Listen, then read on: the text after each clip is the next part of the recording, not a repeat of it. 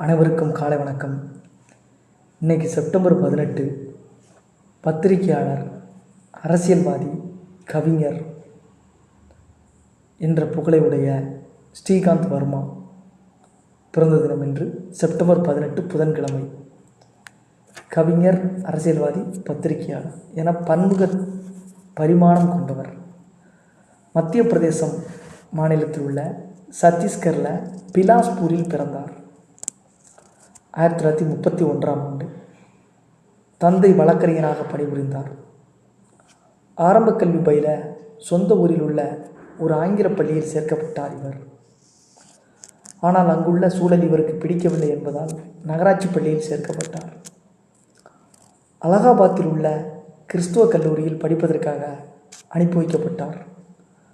ஆனால் வீட்டு நினைவு வாட்டியதால் மீண்டும் பிலாஸ்பூருக்கே திரும்பி